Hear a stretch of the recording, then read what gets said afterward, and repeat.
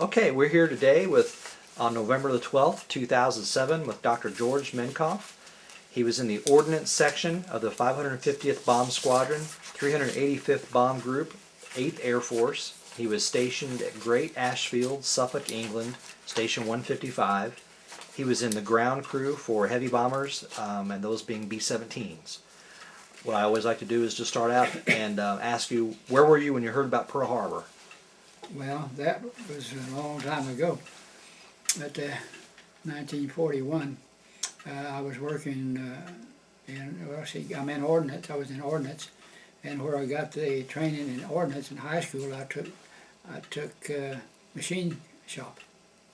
Anyway, out there, my wife and I were married, and we wanted to know what I wanted to do now. So I said, well, let's go out. I've done a lot of photography. So I said, let's go out to California and I'll go to photography school. I'd already had photography at Tulsa University, and I knew a lot of photography. Well, the name of it was Carl DeVoy School of Photography. So I went out there, and my wife went too, because one of her sisters was married to a wet restaurant owner, and so we went out. And that was when things were cheap. I think both of us went out for maybe $25 a piece, and it had I forget what that type was. It was anybody to make money is what they had to do, no matter what it was. He'd take his car and fill it up full of people, go from Tulsa, Oklahoma, to Los Angeles, and of course we had to let somebody off. They'd go ahead and let them off, but. So when I got out there, well, I was going to school at this school of photography, and I come to find out that I already knew that everything that he was trying to, with my course in Tulsa University, so I decided not to do that anymore. So I quit that school and went looking for a job, and they were hiring at North American Aviation. So that's I went for a little school about a month, if that long, and then moved me over to tool and die at North American Aviation. So that gave me and I was making dies, stuff like that, with the machinery. So to close tolerances, had a micrometer, and so now what am I getting to? What was the question? Oh, I was just wanted you to, How, take me through how you heard about Pearl Harbor and what you were doing at the time. So I was working. We were out in California, and I got a summons from the Army that even though I was in, I guess you call it crucial defense work, but they took me anyway, and by that time we bought a house out there in California, making $52 a week, I think it was, and that's a lot of money in those days. And so they wanted me back to go back to Tulsa and be inducted in the Army. So I didn't go to try to talk them into doing it here in Los Angeles. I just said, let's go home, Ray. So we sold a house, and didn't take no time at all to sell that house. And I didn't try to make any money, I just sold a house. And the furniture and everything, one of the guys working in Ordnance, not in Ordnance, but in tool and die, he was served at the cellar, and I said, you can give me so much for this, and so much for this, and anything you can get over that's yours. And so he paid me for the furniture and rug that we had, and washing machines and everything, and then we come on to Tulsa. And by that time I think we had bought a car. But time has sort of erased whether my wife, you're going to interview her, well, she'll tell you that whether we drove back in the car or not, I don't recall. I think we went by bus. I think that's how we got back to Tulsa. And it didn't take long, and I was in the Army and down Fort Sill and going, and they checked and see I'd had a couple of years, 2.5 years of college. I already had my pre-dentistry done at that time. And so that's what I was doing out in California when Pearl Harbor started. I see. And, So once you got into the Army, you said you went to Fort Sill, is that correct? well, went down there by train, I think it was. When did you enlist in the Army?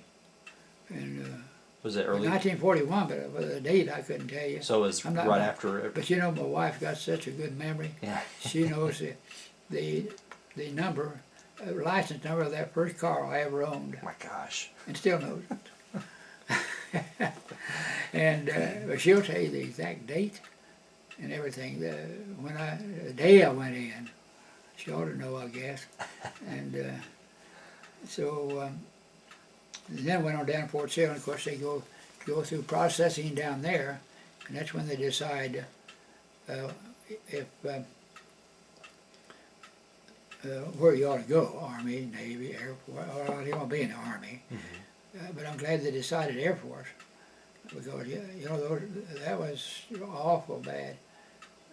The Army part of it, going the landing at D-Day and all of that, it was just terrible. And of course it's dangerous in the Army and the Air Force too. And so what was the next question? What was that question? Did I finish it? Yeah. I just so as you got into your training and you got into the Army Air Force, then where did you go from there? Did you go down to Miami? You mentioned earlier. I've got that in some of my papers, but I went from there to Miami Beach, and I didn't want any families down there. And went through all that marching and shooting the gun, the rifle, and target practice, and marching and marching and marching, and had to be in good shape. And whether there was any, I don't think I can remember of any actual schools we had down there. And we get to, one good thing about it, we were stationed in Miami Beach, and lived in a I was in little apartments around there, around the Miami Beach, and he ate at the McFadden Deauville. All of our dinners were at McFadden Deauville. That's sort of a swanky at that time, I guess. It was a swanky hotel down in Miami Beach. Went from there, well, by Christmas Day they had it all planned, what you're going to have for Christmas and everything, so it looked good. And but I think it was Christmas morning, we were called out to the station to get on the train to go someplace. We didn't know where. I didn't. And so that was that's through that Christmas dinner that we were going to get out of the window. We didn't get that. And cranberry sauce and turkey and all of that. And of course it was on a troop train. And they had to do all that waiting, you know. I guess we were waiting out there for a couple of hours before they finally put you on the train. So if I remember, there wasn't any place to sleep on it. We just sat in upright chairs, and some would be playing cards, and we'd wave at people through the windows when we go to through the train went through small towns, and ended up in let me think, Salt Lake City, Utah. Wow. I think that's the first place. And then so when we got off there, they said that we had a real tough first sergeant was out there talking to us, and he said, okay, you're here for, no, I have to take that back. First we went to Michigan. Don't want to leave that out. That's when I went to the school. And it was called the Oldsmobile School of Armament. We had the 550th I'm sorry, the 50 caliber machine gun, and the 20 millimeter cannon, and the 37 millimeter cannon. And we could take every one of those guns apart in detail, blindfolded, and put back together blindfolded. Wow. And I guess you call it field scripting. And but you do it blindfolded because you never know. You have to do it at night sometime, you know. And the one that, I don't like to brag, but if you made 100 in on every gun, on every part, every gun, I guess we might have had more than one test, but I know we had one on every gun. If you made 100 in all of them, you got your name up on a I don't know, be inscribed or something, but on a placard or something, and all the men it was in went through there that made 100% on every test, and I was one of them that did that. Wow. I don't want that to be bragging. That's okay. Later on, they had a whole several squadrons out there, and they were after we went to war, and they had a 20 millimeter cannon out there. They couldn't get it to feed, and they had a guy working on it. He was also impressive, but I guess he didn't make 100 in all of them, all the tests. But they asked me to come over there, and I said, well, the feed lever's upside down, so I saved the day that day. But anyway, then after our and Marie got to come up there with my daughter Barbara, and she's PhD now, but I think I got a picture of her being pulled on a sled, and in the snow up in Michigan, and the way I got and she was living with an older couple, like me and Marie now, and Barbara, and the way I got that, I told you I wrestled, and are just talking a while ago, and Finley Collins was a coach at Michigan State College, and he knew that I wrestled, and I asked him as soon as I got there if any way I could get a place for my wife and daughter to stay, and he said, "Yes, just leave that to me." So that was a good friend. That was a good friend of Mr. Finley Collins, the wrestling coach at Michigan State College, and I can't remember whether we paid anything or not. I just can't remember. But the 6 weeks or whatever it was that I was there, she got to follow us. I thought that was nice. And then we went from there, getting to Salt Lake City, Utah, and I don't know what the name of the base was anymore. And this tough sergeant was out there, and he said, "You're here, we got to work, we had to go to school up there, and somebody else worked for us." He said, "You're here for a week's work, and by golly, you're going to work." And I never heard truer words, because there may have been some schools there going on, but that was the toughest. Did you ever see a meatloaf pan that had those meatloaves just about looked like about burned in there? Cleaning those pans out, that I've never had anything so hard to clean in my life. But anyway, we worked that week, and the first sergeant was correct. It was tough. And then from then I went to, do you want this much on the preview? It doesn't matter. Okay.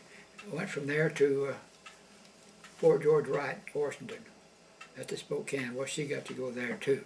Now, what were you being trained for at all these bases? I've been trained for this weapons specialist, knowing all the guns. And these were guns. They were, the three big guns in Oldsmobile School of Armament. And then here was going to be the side weapons, and carbines, and Durand rifle, and Durand rifle with a gas blowback. You know it had a gas blowback, didn't you? thought you would. And that's what extracts cartridge, the black gas blowback. And you got another cartridge in. And I told you I was in Fort George Wright. Well, my wife got to come, and daughter. She was, I think she was on the bottle. Still, that's how young she was. And got her a hotel. She got a hotel uptown of Fort George Wright, Washington, Spokane, Washington. And it's one of those hotels, of course, just being a private at that time, you can't afford a luxurious home, and we weren't used to that anyway. And I think our diapers, you didn't have those already made throwaway diapers, disposables then. You had the cloth diapers, and of course you had to keep them washed up. And my wife did it, and didn't think a thing about it, taking care of our daughter. And I don't know what I told you, but she's a PhD school teacher, and already retired from that. And so I studied, like I told you a while ago, the 45 was in that, and all the sidearms and Duran rifle. And from that, we went to Geiger Field. That was also a Spokane. And then we started putting everything, because the other members of the crews and all, or armament, you had ordnance men like I was, and you had armament section also, and they're the ones that took care of the guns that we supplied for them. And we could repair them, but they did their own. Our armament man did their own repairing, and then we learned how to put all the things together to make a mission. But we were only one squadron that started up there with the 550th Squadron, and then we just trained, like I said, to get the crews to work harmonizingly and taking the and going on a mission. But then when we get our same squadron, we left there and went to Cutbank, Montana, and I didn't know where it was going. And we got on the train and went to Cutbank, and that's when we started making missions. So we went to Cutbank, but when the train pulled in and we got off, the wives were already there. And so how they got there and how they knew where they were going, I thought troop movements were secret. But the wives were there already, waving at us when we got off the train. So we went on to Cutbank Army Air Base. Cutbank Army Air Base.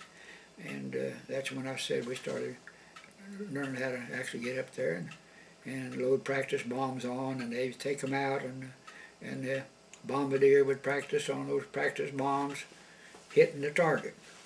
And we would, of course, do our bomb loading and everything like we would be doing when we got over to England. We didn't know we were going to England. I'd been going Pacific at that time, but I don't know. But we ended up going to England. And so that went on for a month or so, and my wife got a room in sort of an attic apartment house. People lived down here. I think he was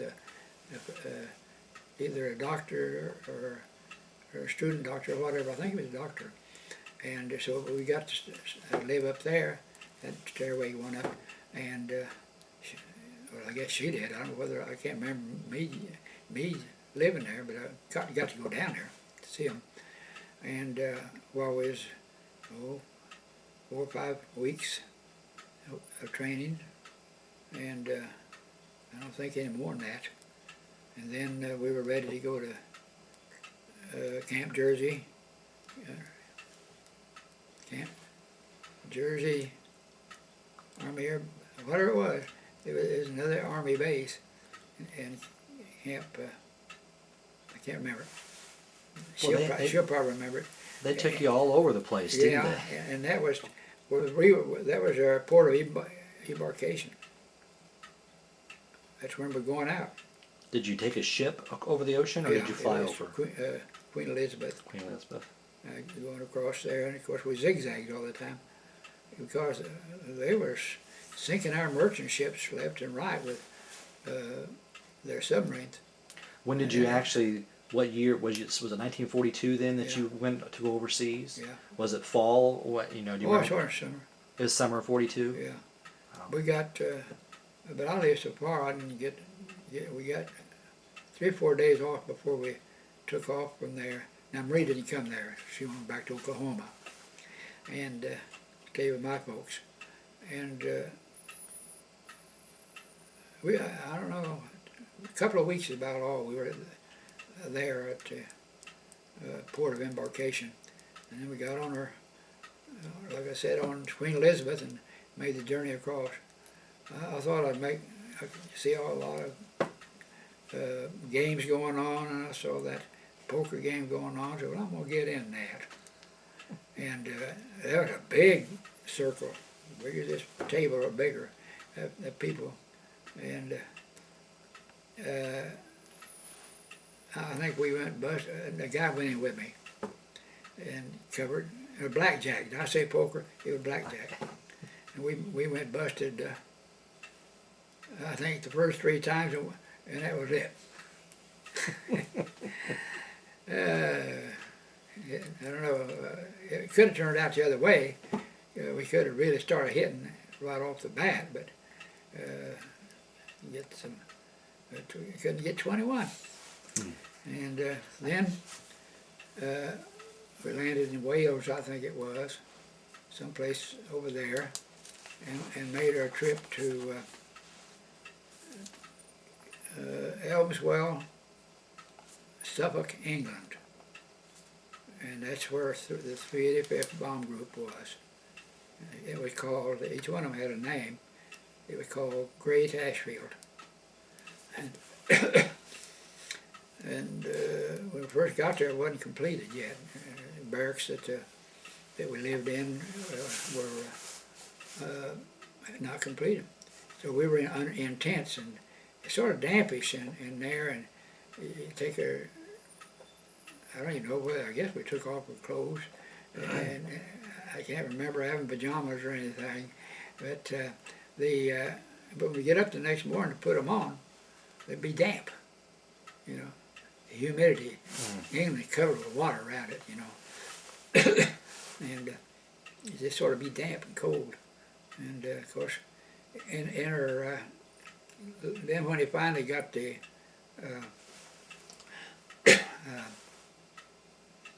barracks built, it had a little coke stove at one end and a little coke stove at the other end. That's all we had it for. And we didn't have much coke. That was rationed, because so many of those all over England. I don't see how that small nation was able to supply it all.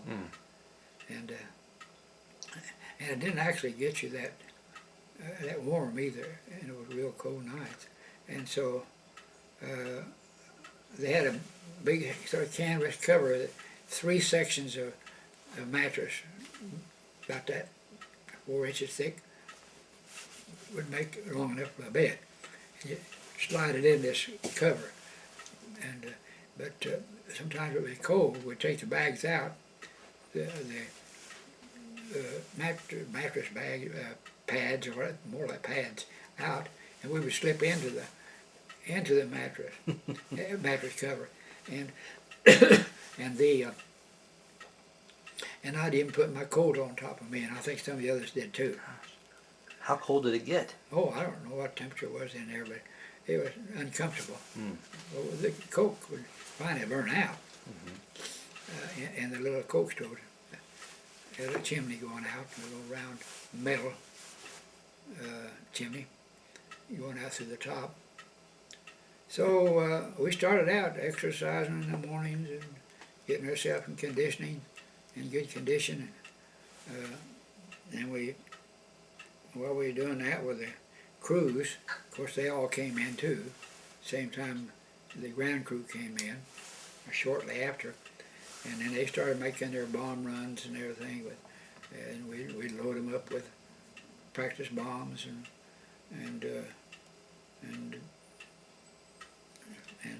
that would go. That went on probably for a month.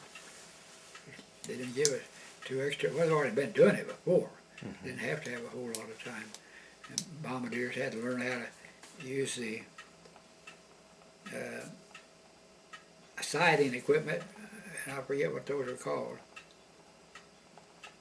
I never studied that one. Bomb sights. They had to learn how to use the bomb sight and hit the target. At the same time, we were learning our job by doing it. We would have to.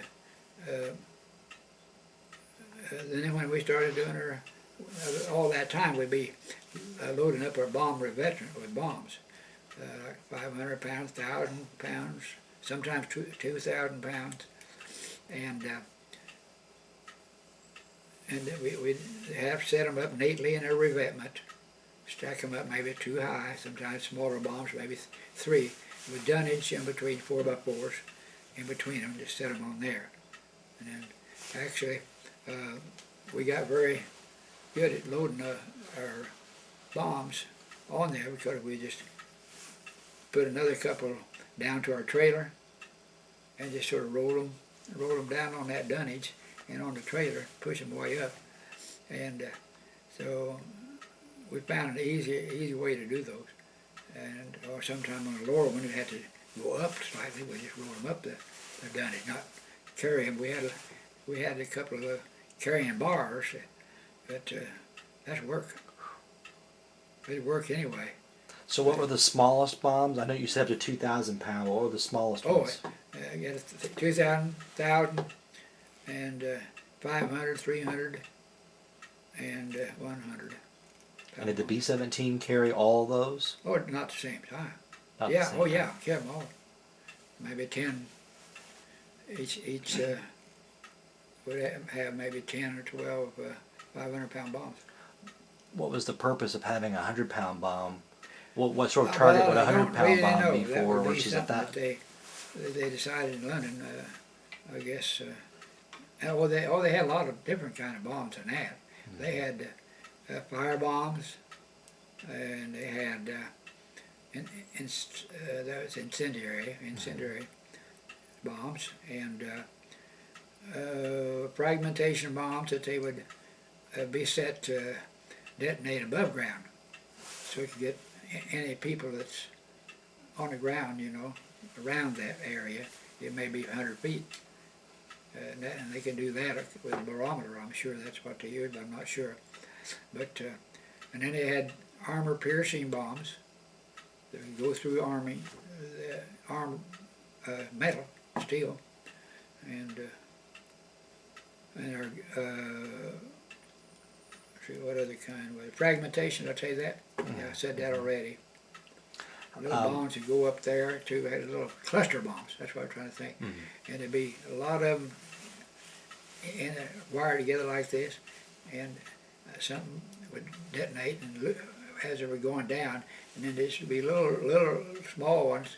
Now they're usually fire bombs that would be floating down all around the place, and when it hit the ground, they would. Really, I didn't realize they had the cluster bombs in World War II. I thought that was something that was just since the Gulf War that they started doing. And unless I'm mistaken, and the one that the fire bombs one we hated to load.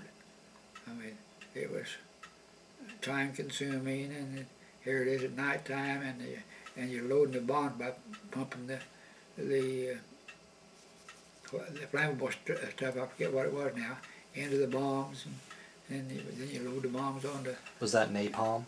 Napalm, yeah, napalm, and loading them, and then we had to load on the plane, and then after we got the bombs loaded, all kinds, those kinds, and demolition bombs like those 300, 100, 500 pounders, you'd have to screw after they're loaded. And I'll back up after this and tell you about loading them. after they were all actually loaded on the bomb racks, was another crew come to the plane and screw in a tail fin and a nose. I mean, a tail fuse I'm talking about, and a nose fuse. And on every bomb, if one of them didn't fail, the other one would. I mean, if another one failed, the other one would. And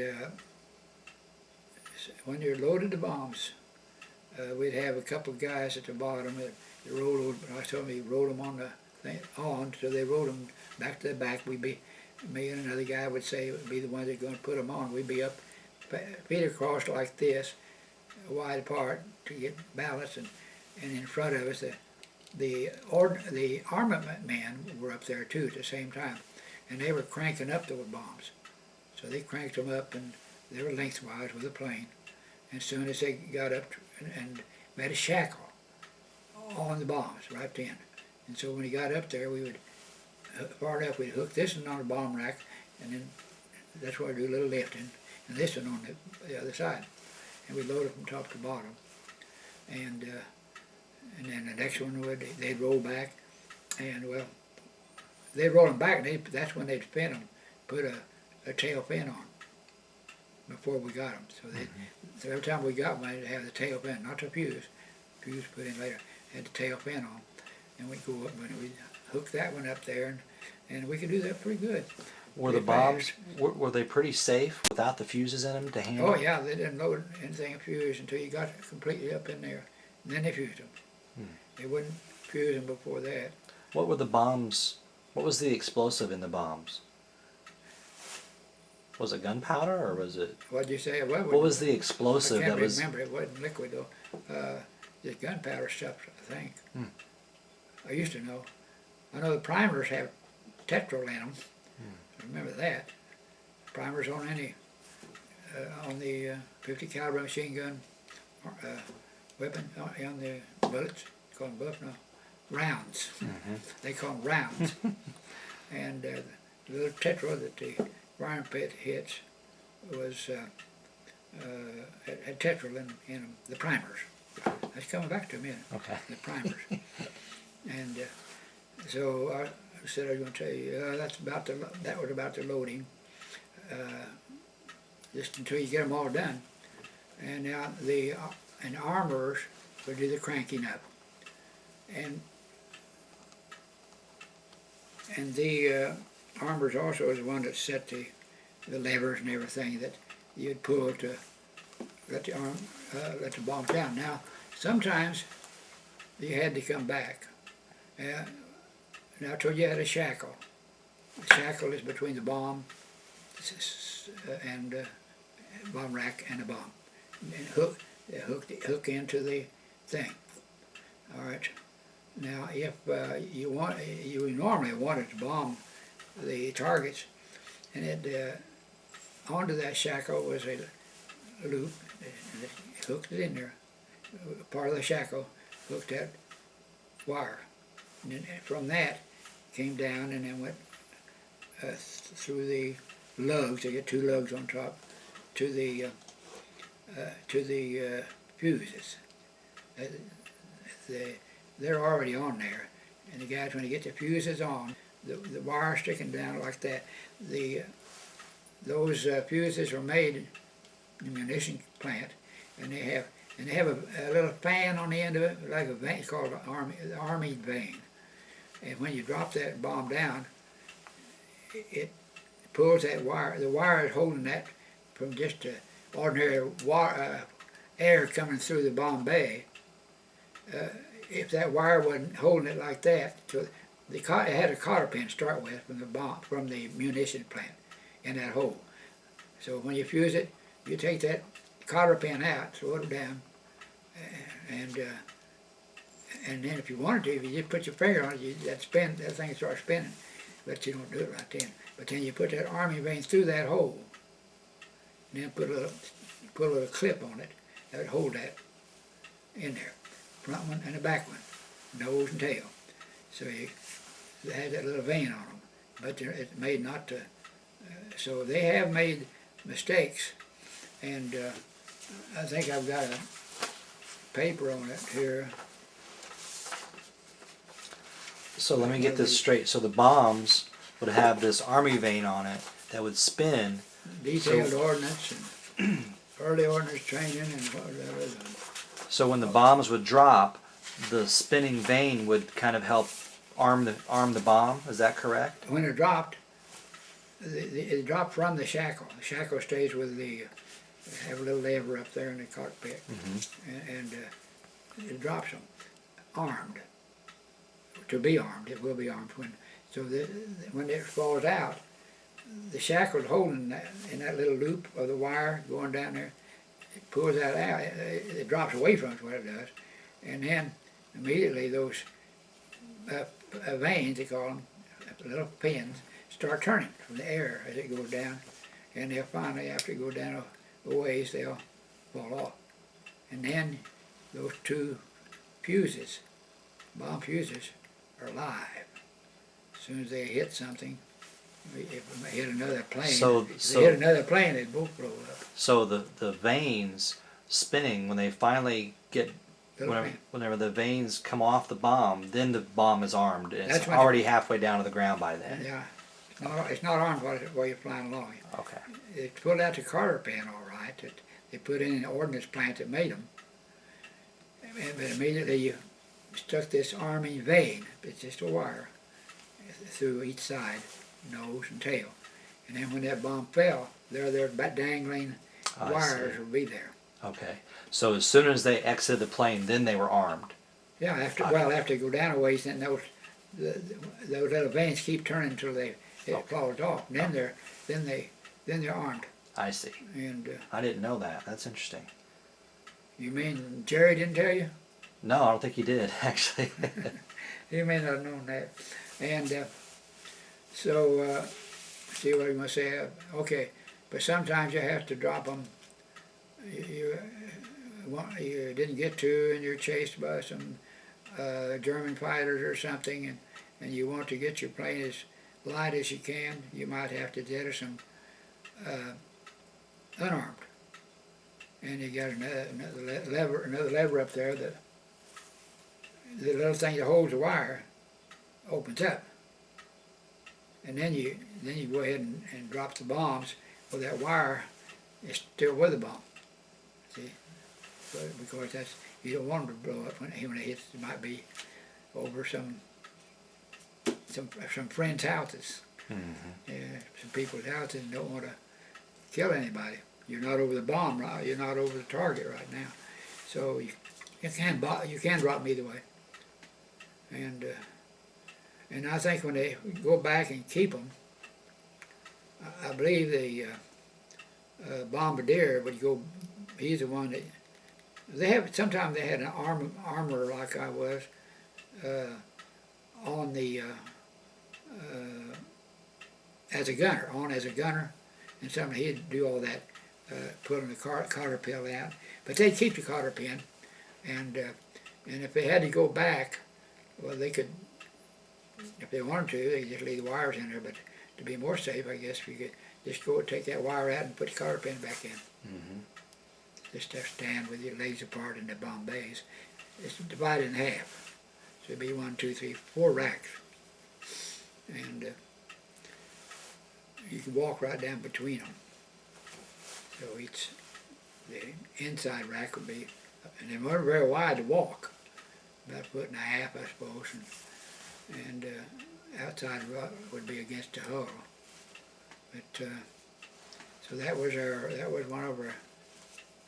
That would be our trip. Now those vanes, I'm probably in this arming vane thing that I've got here.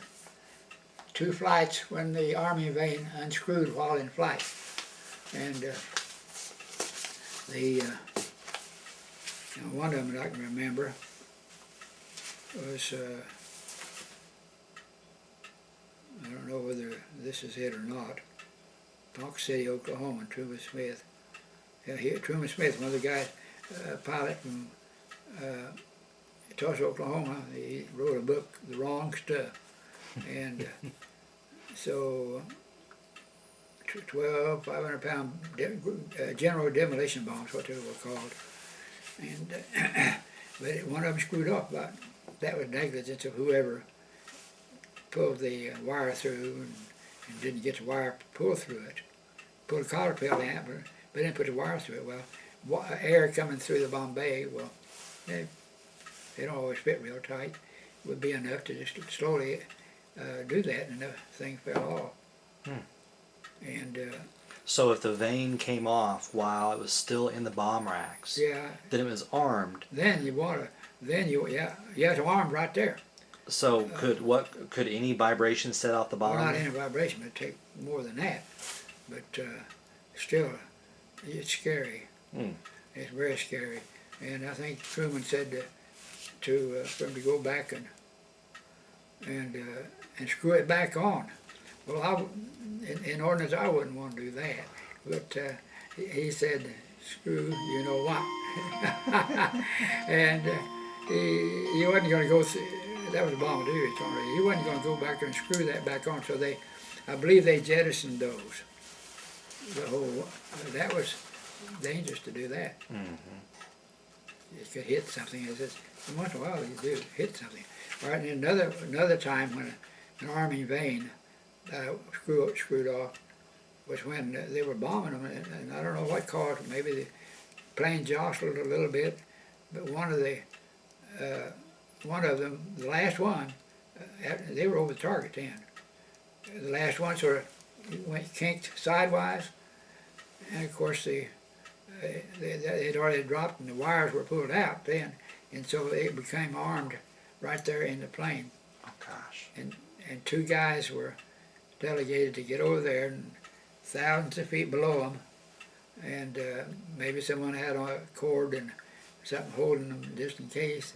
Their foot it would be like this, standing up and your feet are wide apart and reaching over at the tail, and they were instructed to lift up the tail and the head, the leading part of the bomb, and raise it up, twist it around, and drop it. And they did that. So okay. Let me get this straight. The bomb bay doors are open. Yeah. These guys are standing straddled over nothing. Nothing but space. Nothing but space and wind. And they may have had on shoes. And they were instructed, since these bombs had already armed, One bomb. they had to lift it up and twist it and drop it out of plane. Either that or lift it up a little bit and kick it or something to kick it out of there. I don't think I'd want to kick an armed bomb. Well, you wouldn't kick it that hard. It'll take a pretty good blow to enough inertia to have that to go through and detonate the bomb. But they didn't. I'm sure they didn't kick that much, if they kicked it at all. I would imagine they just sort of pushed it off of the part of the plane or the part of the bomb bay door that was just holding it. All it had, or just give it a push off of it. Wow. And that was dangerous work. That's dangerous work. And but those two I remember. And we had two of our planes have a collision over Pearl. Where's that country was that? Belgium, I think. And so our own two, I guess, on the way or on the way back. I think it's on the way back, but I'm not sure. On one of the routes, the two planes collided, and I think one man lived, and I've got that in the computer too. The bomb, the collision between the two bombs of our own men. Of course, every one of them died, except I think one on each plane didn't. Wow. Now that's a story. And now at Pearl over there, they have a memorial for the 385th Bomb Group, memorializing these boys and what they were doing. And people in Belgium just love Americans for, not only the Air Force, but all Americans, and still do. And I know one of the guys is from Belgium that I interviewed with. And I think somebody said something against us one day, and he knocked him out of the bar. Really? He this really happened. Wow. But you know, they were starving. Mm-hmm. The Germans wouldn't let them have anything, so they're literally starving. And we dropped, and I flew, even though I was ground crew in Ordnance, I flew on a couple of those food missions myself. Nobody shoot at, but I was there. That was after the war had ended. Yeah, right after it ended, you guys yeah. flew. That's when we could take the food to them. Yeah. Mm-hmm. Well, they could do it before that, but all that gas and money was spent in planes was spent bombing them. Mm-hmm. So it was after. So you got over to England in summer of 1942, and you were there for 3 years. You were there until the war ended. Yeah, I was there the whole time. Everybody else was Crews. doing their 25 or 30 missions. Yeah, crews could go home after that. But you were, And- but the ground crew stayed. I forget what the 8 mission was. That the average, so that a man could go or a crew could go, and when you beat that and go your 25, you're lucky. Yes. Yeah. I didn't realize that 8 was the average. Yeah, I think it was, and better check it with an expert on that. But maybe it's 12, 8 to 12. It's just 8 to 12. for safety. Let's just say Okay. because I'm not sure. And later, when in the war, when they got so the Germans didn't have hardly any air force to put up, so we'd been shooting them out and all other things out of the sky, and their experienced fighters were pilots were all fighter pilots were mostly gone, and so they had inexperienced flyers right at the end. When they had that one time when we could have really helped a lot was when the Battle of the Bulge. And, but I don't know, they picked that time to have that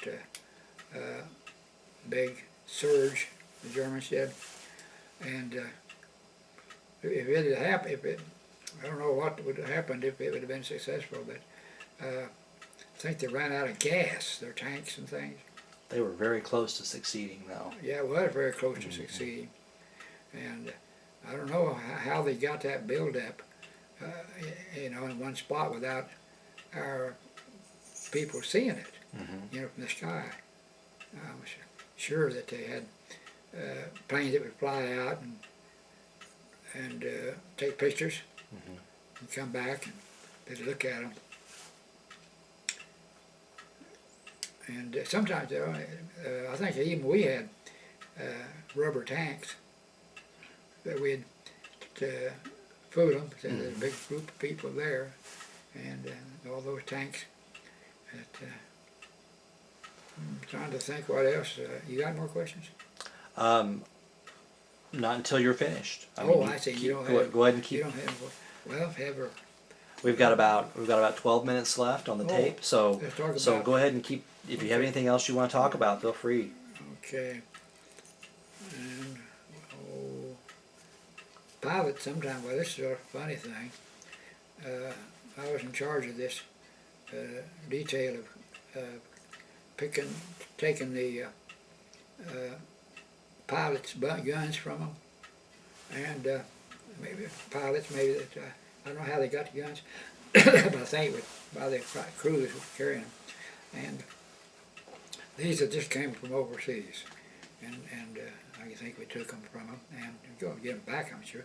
Oh no, they took them away from them because at one time because they were if they were downed and then when it came around to cruise and they saw you was armed, they'd shoot you.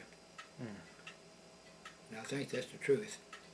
If they saw you was armed, they'd shoot you. So they didn't let the crews carry 45. What good would it do them Oh, anyway? really? And, Were there a lot of crews who were resistant to giving up their firearms? that I don't know.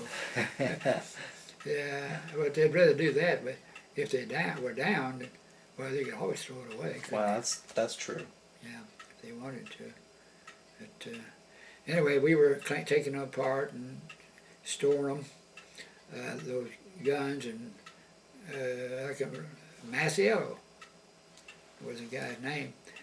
And I knew those guns pretty well. He clicked that gun a couple of times, and he started to put it away. So, Joe, let me see that gun.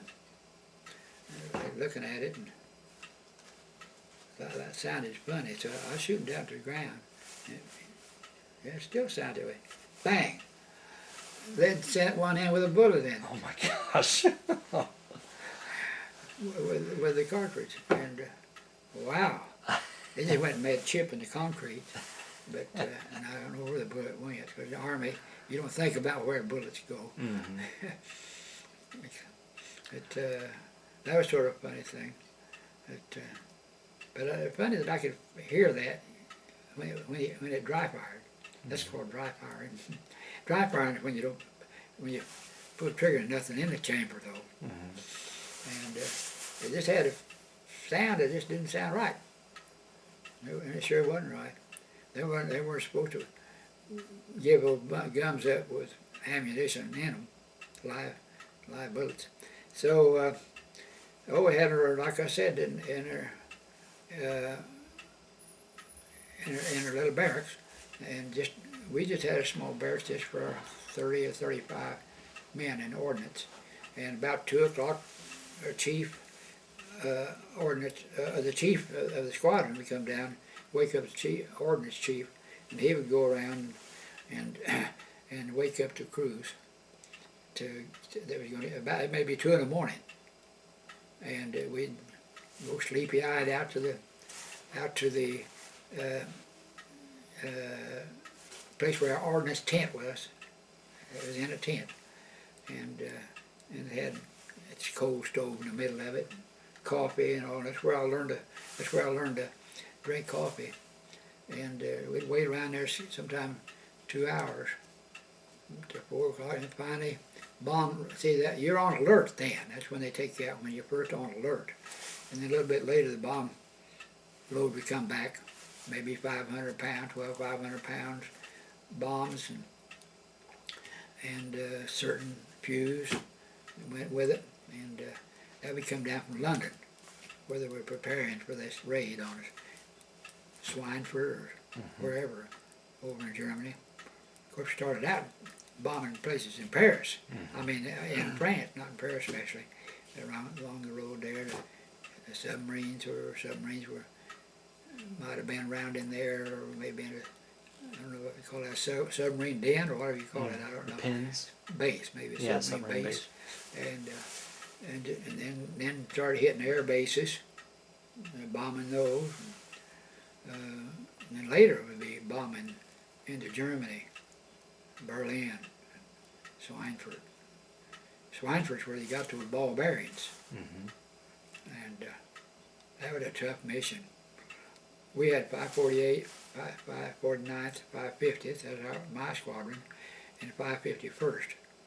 4 squadrons on every base that I know of. All had 4. And I think one time the 549th sent out there, 15 planes, whatever it was they sent out that time, and 0 came back.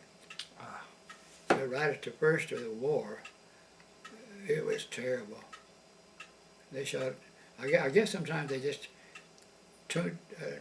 zone in on a certain group, and on that day they sure did, and I don't remember which mission it was, but not a single one came back. Maybe some of them might have stopped at another base and shot up too bad to go any farther, or some may have been picked up on air sea rescue on the North Sea or something. Boy, and that got cold. That was, it started getting winter time. You wouldn't live very long in the frigid water. And and so after the bomb, then when we finally we drink coffee until then, and when finally we get the bomb loaded, we go out and get the number of bombs it took. And usually had a crew of 4 would have probably 2 planes to load. So we had a lot of crews. And so 2 of them, like I said, would be working at the bottom when we were loading them, and 2 would be up in the bomb bay. One at the tail and one at the head. And so they could rock that shackle up and hook that shackle on. Just a little thing about like that. That had, could snap into the bomb bay rack, and the bottom held on to the bombs. And that opened up at the same time, and let the bombs fall. And the shackles, like I said, with the wires just hanging there, would stay in the bomb bay. And then that bomb thing would go down armed. Well, we have about 5 minutes left. Let's see what else I can say. And of course we get to go on leave every now and then. And I made one trip to Southampton. You know where that is? England, right at the bottom. Because when Maria and I got married, I had a good job then. I was making 25 cents an hour back in the first World War, when we first started the war, when I first got in, at a Glencliff dairy. And then when we got married, I got a 5 cents an hour raise. They didn't give money out very fast then. And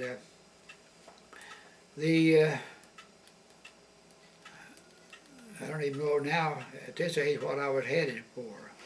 I was headed for something telling you about 25 cents and 30 cents. But anyway, I guess it wasn't that important if I can't remember it. But over there, Well, you mentioned you went to Southampton. Yeah, champ. I can go back to that now. It's relating something to that. And so Southampton, the fellow was our best man, Guerin. I think he died already. Leo Guerin, I think his name was, G-E-R-E-N. And his wife were there to witness our Maria and I getting married. And so I went down there and visited him before the invasion, of course. When the invasion started, we didn't have any time off at all. Sometimes we'd load maybe 3 loads a day. How long would it take you to load one load? Oh, you getting the, I'd say I could get one done about 45 minutes, I think. Really? But it's hard to say. You have to go out. You have to wait until you can get to the bombs, and then you back yours up and you load yours. You hook it. You're already hooked to the trailer. I learned to back those trailers real straight. So you had to back them through the width of the bomb bay doors when they're wide open.